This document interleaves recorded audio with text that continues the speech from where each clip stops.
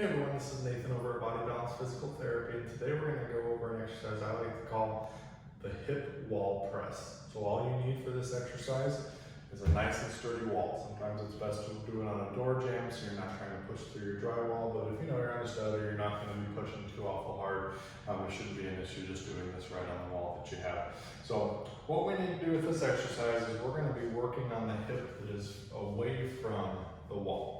So if we're going to try to be strengthening our right hip, what we want to do is we want to come up to the wall with our left hip, and we want to press it up into the wall. Okay, so we're going to be leaning up into the wall with our left hip. So from there, what I want us to do is we're going to make sure that both of our toes are pointing relatively straight, and then we are going to lift up our left foot.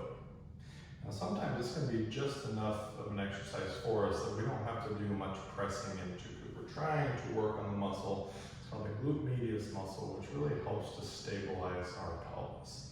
And so for this exercise, if this is enough, then we just want to go there. We want to try not to let that hip drop down to the ground. We want to keep it nice and steady. That's why we keep our foot here first and then lift, so we don't feel like we're going to let that pelvis drop. And we're just going to hold that, thinking about squeezing your rear end. If you want to start to make this exercise harder, you can take this foot, press through your heel, and try to push the wall over with your hip.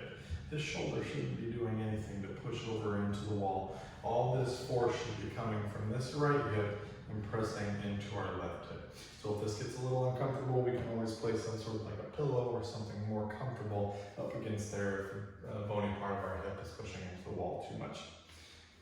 And then just holding that for as long as we can until we feel that hip kind of start to drop down, or if it just burns too much and we get fatigued.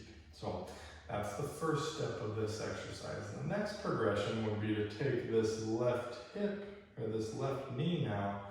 Now we want to press it up against the wall. So now we're still trying to push this wall over, but instead all that energy is being transferred down into this knee, and we're trying to use this left knee to help push the wall over at the same time. And we'll get a little bit more into each of our hips with that exercise. So if you have any questions on this exercise, feel free to leave a comment below or give us a call over here at the clinic. Thank you.